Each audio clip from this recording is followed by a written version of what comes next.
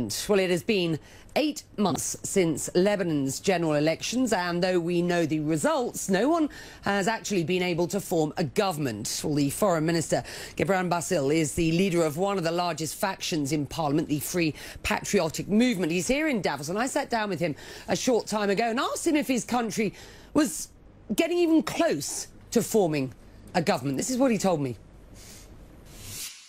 No, but it's different than Washington and London. We should maybe teach them how to run a country without a budget, because Lebanon, you know, gets adapted to every difficult situation, and I think we will be able soon to form a government to get out of this situation where our economy is in a real need for reshaping it.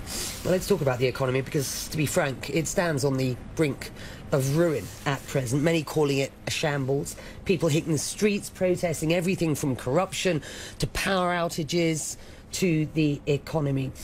A reported injection of nearly $1 billion from Qatar, which is a highly controversial move given the politics of the region. Is this a case of beggars can't be choosers at this point?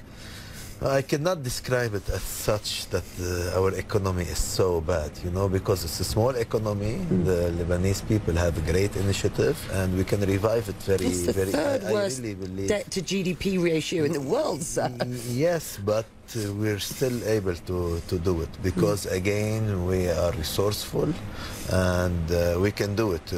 We have skills and we have the ability to do it, and we have countries who still believe in Lebanon. We have people who still believe in the need of the Lebanese model to counter all what we are facing. And I don't think it's the sake of anybody to have a collapsed Lebanon, a collapsed model of Lebanon. What is the result of this? Is more terrorism, is more extremism, and more violence. I think Lebanon as a bumper can absorb so much of the clash civilizations we are seeing, and our economy is able to cope with such situations. Last year, as I understand it, the Saudis, the EU, the World Bank, there was an offer of something like 10 times what Qatar is offering to inject into the economy at present, on condition that Lebanon form a government. You didn't, and the rest is history. I put it to you again. You have to accept, surely, that this Qatari injection of money is a very controversial decision, given the position between Qatar and Saudi, a traditional supporter of Lebanon.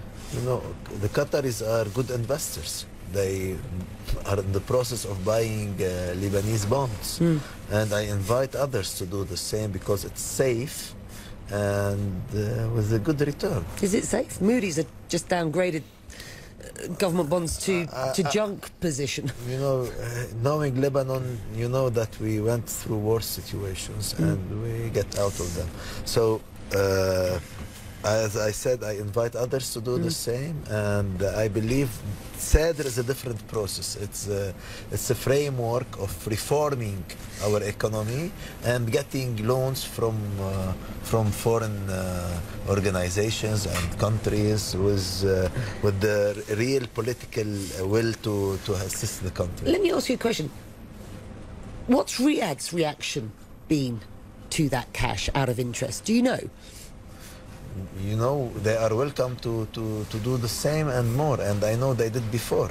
And I believe that we are in the mood of encouraging the Saudis, you know, and other countries, our many friends in the world, to help Lebanon to stay stable.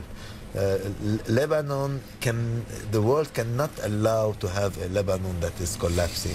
Well, several leading experts have told me recently that the Israeli-Lebanon border is the most dangerous frontier, as far as they are concerned, in 2019. Is that keeping you awake at night, Foreign Minister? You know, what's keeping me awake is the silence that is accompanying the daily breaches, the Israeli breaches of our independence and sovereignty.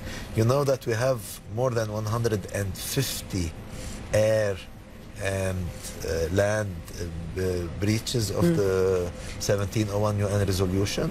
This is what's worrying. Where is the international community silent about this? Well, this is getting worse, not better as well, isn't it? We are seeing this nigh on direct confrontation now between Israel and Iran in Syria. You're concerned?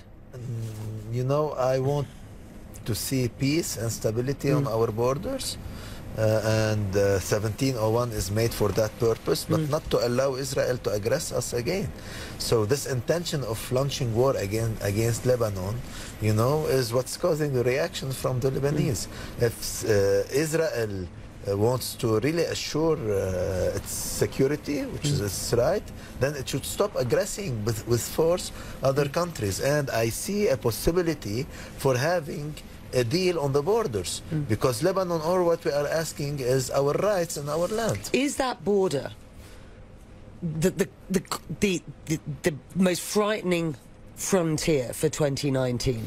No, you have also the maritime issue, where also we are requesting to have our rights and exploring our resources, offshore oil and gas in Lebanon. So again, this is another issue where we want a solution based on the international laws. You know what's the problem? Lebanon respects the international laws. Israel does not. Very simple. Israel launches wars. Lebanon never aggressed Israel or any other country. That's the simple fact, that we abide by the international laws and resolutions, and Israel does not care about anybody.